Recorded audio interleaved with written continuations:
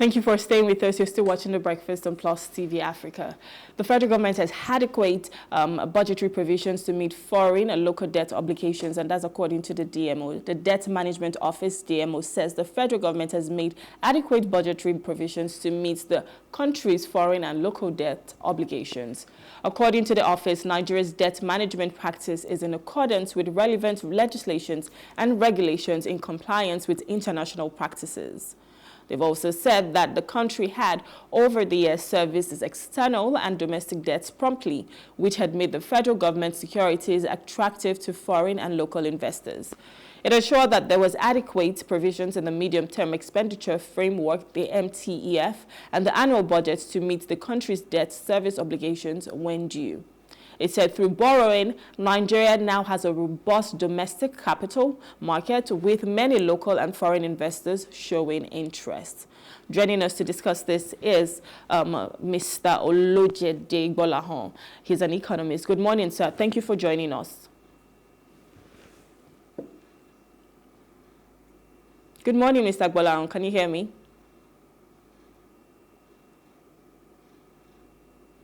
Hello, sir. Yeah, good morning. I can hear you. Okay, good morning. Thank you for joining us. Good morning. Can you hear me? Yes, I can hear you. Thank you for joining us, and Happy New Year to you. Good morning. I can hear you. Can you hear me? Oh, I think there's a lag somewhere. I wish you the same. Thanks for having me. All right. So we're talking about obviously our debt portfolio or debt profile.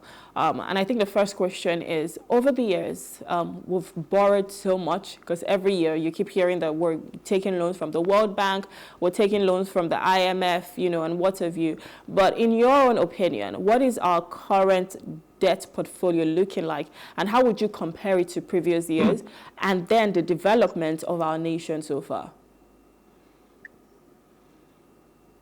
Well, the network is a bit poor this morning, so I guess I hope you can hear me anyway. I can.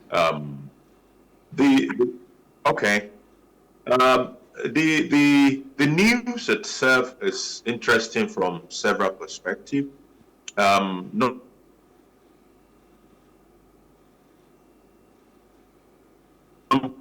One is the fact that Fed on its debt.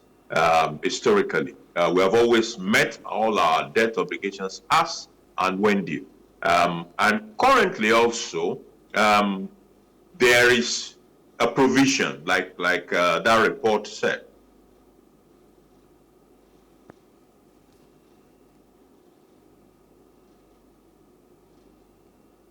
Hello, sir. If you look at the 2025 budget, that will be provided in the budget. But what the problem is the fact that the amount we are now provisioning for debt servicing is becoming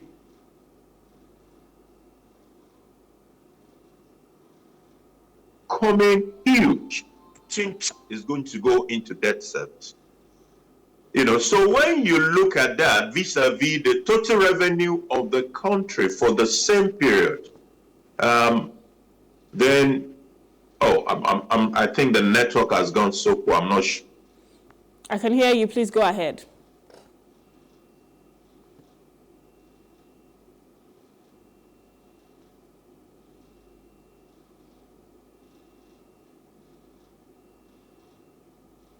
Hello, Mr. Gbolahan. To get, you see that we have achieved the revenue that we have projected, which means if we don't achieve the revenue we project, go into debt servicing will have increased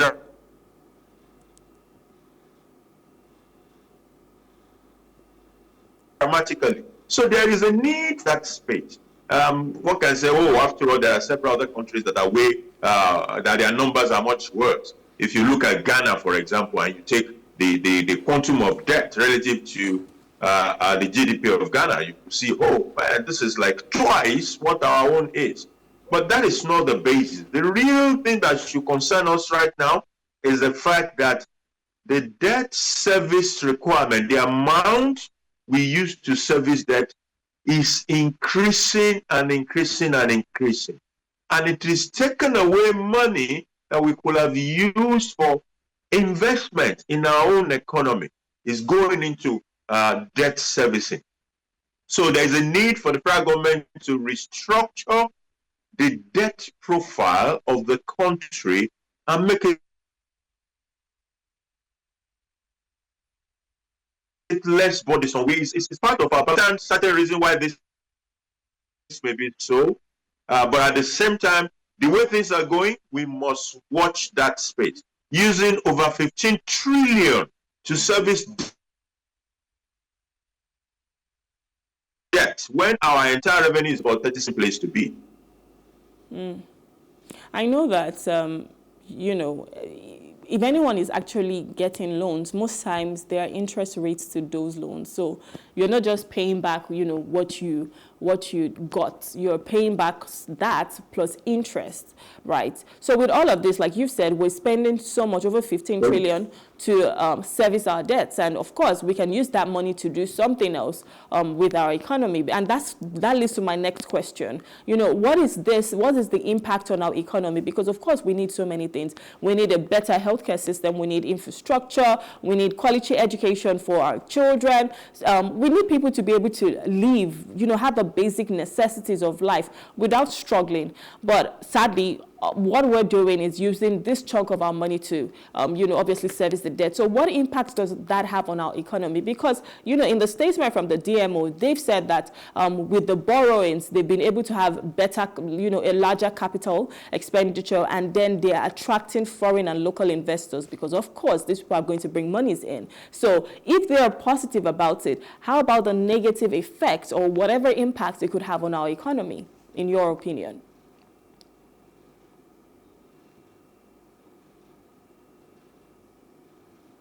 Okay. Well, it's not just the DMO that is positive about our debt situation. I have to find Nigeria's debt interesting. They are investing in it. And the DMO specifically made reference to the recent $2.2 billion that we tried to raise in Europe. What is of interest is that Nigeria is saying, the world, please come and borrow me 2.2 billion. And the world is throwing 9 billion at Nigeria. We're there. Okay, I think we're having issues with Mr. Gbolahan's audio, with just some technical difficulties. And we will continue. On the other side is the fact that while these investors are throwing this money at us, it is left for us to be cautious.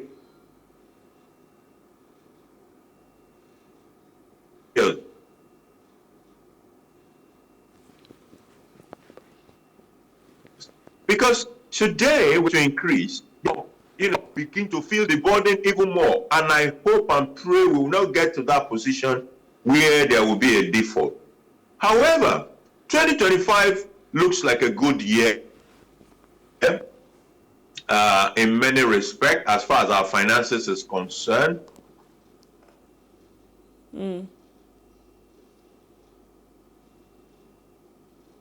So I guess that might also be in 2025, we are going to earn more from crude oil. Most likely in 2025, we're going to be able to earn from refined petroleum products. Now that, Dangote refinery has started to produce, I believe since October last year, we now have a situation in which Port Harcourt 1 is also producing. We heard that Warri might have joined that fleet. Yeah. If all these things are happening, definitely it increases the opportunities for Nigeria to earn more. The stock market has done fantastically well. Last year it did well. This year the tax reform bill that is currently on the table, which will also help to improve things. So apparently 2025 is a bit is promising if we do what we're supposed to do and we do it with discipline. I mean, I love the fact that you're being optimistic about this. And of course, for the past 18 months, Nigerians have had to make huge sacrifices. We've sacrificed a lot. However, at the back of our mind, we must be conscious of the fact that there is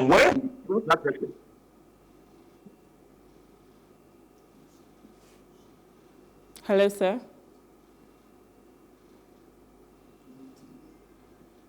Hello, sir. Can you hear me? Oh, I lost the audio.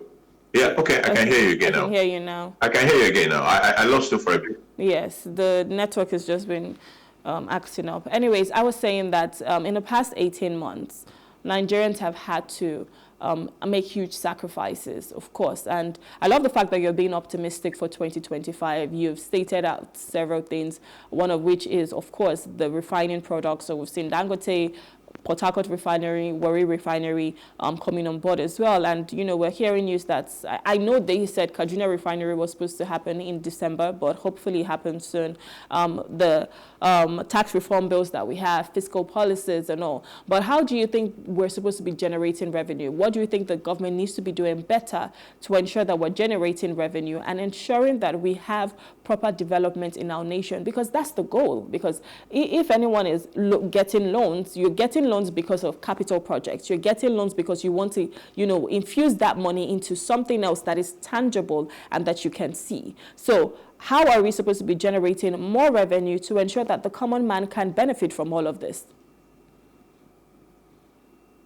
The right approach for government to generate revenue is to create the right environment for business and economic activities to thrive. So you want to generate revenue from port activities, for example, then you need to reform your port and make it more efficient to turn that revenue. There are countries across the world, for example, who rely, one of such countries is near us here, the Benin Republic, relies a lot. Or you want to go to the Singapores of this world. Port activities represent huge economic content for them, and they ensure that it works properly. So to thrive is also very important. So if you want to generate income from taxes, it means that corporate income tax, for example, the corporate must make the money first before the businesses to thrive is very important for corporate tax. When you pay people's salary, people are also able to pay personal income taxes because they are tribe. That is the primary working against the right business environment for people are what we must deal with, from security to infrastructure to believe that these tax bills must be allowed to sail through so that we can have a reform tax space for activities such as all this multiple taxation. That we were told that there are about 60 different taxes and all of that. So we can free businesses, allow them to do well, and then as they do well, the country as a whole will do well. Government will have more revenue.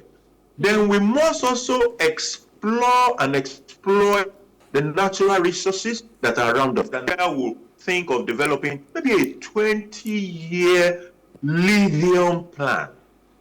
You see, lithium has been found in commercial quantities in Nigeria. Lithium, incidentally, represents the future in a lot of things, including automobiles, which are moving away from fossil fuel into the EV vehicles that we're talking about. And if we have the deposit that is of commercial quantities in Nigeria, what is the plan? I mean, beyond maybe the elites trying to do the usual grabbing and grabbing, as a country, where is our lithium plan?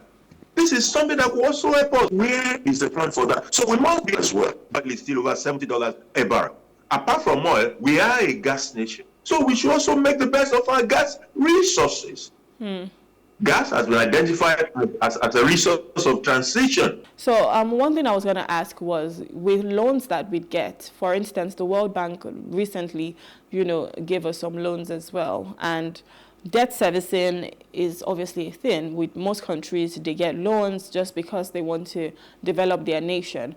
But in cases like Nigeria, which is quite peculiar because we've seen corruption rears ugly head in this nation, how are we sure that the monies that have been, set aside for debt servicing is not going to be mismanaged? It's not going to, be taken by some people. So what level of transparency and accountability are you expecting from the government with, us taking loans and making sure that the loans we're getting, they're being put into the right use, they're being utilized for the projects that they've, said that they would be used for, and ensuring that even when we get revenue to pay back these loans, people are just not mismanaging them. What level of transparency do you expect? We are going to be the ones to demand what level of transparency that we require. There are a number of civil society organizations that are already doing a bit in that space. Yeah. Organizations like Budget that will go into that space, provide certain analysis of, project, budget, spending and all of that. We need more of, but sometimes I think there's some sort of compromise that might not make them as effective as it could have been as a proper check on the activities of the executive. So it comes back to us as citizens, as civil society organizations, the political has been taking over the years. When you saw it, you will wonder whether the lender itself has a good loans, as if more or less are saying, take this money, put it in a chopper, fly high up there and start distributing it. The truth is that you have collected the money. I didn't hear that. We can't hear it. The audio has been really crappy. That's what's been happening. So we've been hearing you and then we go off. But I mean, we heard a few things that you've said. Of course, the bottom line is ensuring that... Oh, no. Ensuring it's that... It's a very bad network. Yes, the network is really bad. But I was saying that the bottom line is ensuring that, all the capital projects that we're borrowing for, we should be able to, put the money into that and ensure that, our debt servicing, even though the DMO has said, they can meet all of their obligations. But I think at this point, we need to start finding ways to reduce borrowing, our dependency on borrowing, because we can obviously use that money to other things, put it to good use, ensure that we're investing in other sectors as well, not just borrowing for borrowing's sake. But this is how much we can take on this segment right now. Sadly, the network has been crappy, but I'm sure we're able to grab a few things. Anyways, we want to say thank you so much for coming. Gbolahan, it's been a pleasure having you. Thank you for your time. Thank you for staying with us. You're still watching The Breakfast on Plus TV Africa. Sadly, this is where we have to wrap it up on the show today due to some technical difficulties. We're supposed to take our other hot topic that talks about Tinubu tasking governors on grassroots development. In fact, President Tinubu called for stronger collaboration between the federal and state governments to address pressing challenges, including local government autonomy, agricultural productivity, and currency stability. He had told the governors that I am not trying to take the local government from you, but instead let us all focus on grassroots development. We'll still talk about this maybe on Monday. Our guest was supposed to be doing show with me, but because of some technical difficulties, we couldn't go on with this. Right now, this is where we have to wrap it up on the show today. Thank you so much for having The Breakfast with me. And Happy New Year once again. I hope that this year is going to be a fantastic, a phenomenal year for you. I hope that all of your dreams will come true. And I hope that you'll be happy and healthy this 2025.